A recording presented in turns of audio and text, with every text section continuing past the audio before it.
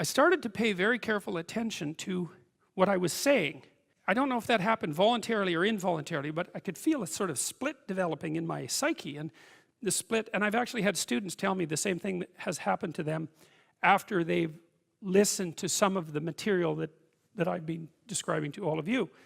But I split into two, let's say, and one part was the, let's say, the old me that was talking a lot and that liked to argue and that liked ideas. And there was another part that was watching that part, like just with its eyes open and neutrally judging. And the part that was neutrally judging was watching the part that was talking and going, that isn't your idea. You don't really believe that. You don't really know what you're talking about. That isn't true. And I thought, that's really interesting. So now and that was happening to like 95% of what I was saying. And so then I didn't really know what to do. I thought, okay, this is strange. So maybe I've fragmented, and that's just not a good thing at all. I mean, it wasn't like I was hearing voices or anything like that. I mean, it wasn't like that. It was, well, people have multiple parts. So then I had this weird conundrum. It was like, well, which of these two things are me? Is it the part that's listening and saying, no, that's rubbish, that's a lie, you're doing that to impress people, you're just trying to win the argument, you know? Was that me, or was the part that was going about my normal verbal business me? And I didn't know, but I decided I would go with the critic. And then what I tried to do, what I learned to do, I think, was to stop saying things that made me weak. And now that, I mean, I'm still trying to do that, because I'm always feeling when I talk whether or not the words that I'm saying are either making me align or making me come apart. And I think the alignment, I really do think the alignment I think alignment is the right way of conceptualizing it, because I think if you say things that are as true as you can say them, let's say, then they come out of the depths inside of you. Because we don't know where thoughts come from. We don't know how far down into your substructure the thoughts emerge. We don't know what processes of physiological alignment are necessary for you to speak from the core of your being. We don't understand any of that. We don't even conceptualize that, but I believe that you can feel that. And I learned some of that from reading Carl Rogers, by the way, who's a great clinician, because he talked about mental health in part as the coherence between the spiritual or the abstract and the physical, that the two things were aligned. And there's a lot of idea of alignment in psychoanalytic and clinical thinking.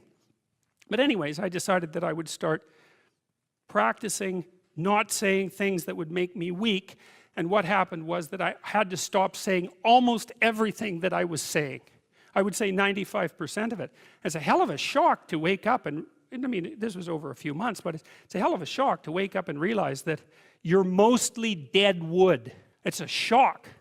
You know, and you might think, well, do you really want all of that to burn off? It's like, well, there's nothing left but a little husk, 5% of you. It's like, well, if that 5% is solid, then maybe that's exactly what you want to have happen. Well, so I told you that story as an elaboration of this line. And God saw that the wickedness of man was great in the earth, and that every imagination of the thoughts of his heart was only evil continually. It's a question worth asking. Just exactly what are your motives? Well, you know, maybe they're purer than mine were, and it's certainly possible. I don't think that I'm naturally a particularly good person.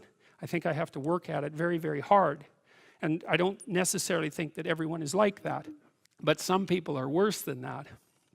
And everyone's like that to some degree. So it's worth thinking about.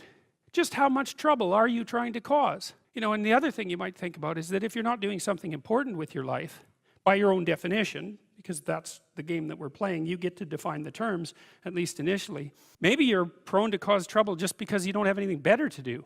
Because at least trouble is more interesting than boring. You know, that's something you learn if you read Dostoevsky. Dostoevsky knew that extraordinarily well.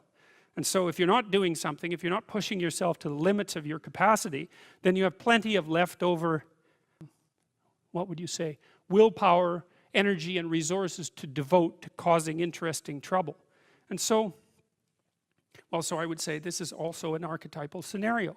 God saw that the wickedness of man was great in the earth, and that every imagination of the thoughts of his heart was only evil continually.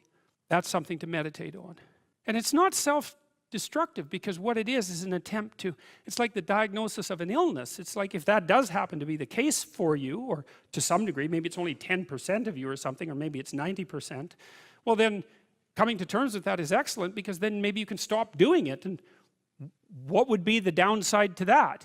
You'd have to give up your resentment, obviously, and your hatred and all of that, and that's really annoying, because those emotions are they're easy to engage in, and they're engaging, and they have this feeling of self-righteousness with them, and that goes along with them. But you're not doing this in order to put yourself down. You're doing this in order to separate the wheat from the chaff, and to leave everything that you don't have to be behind.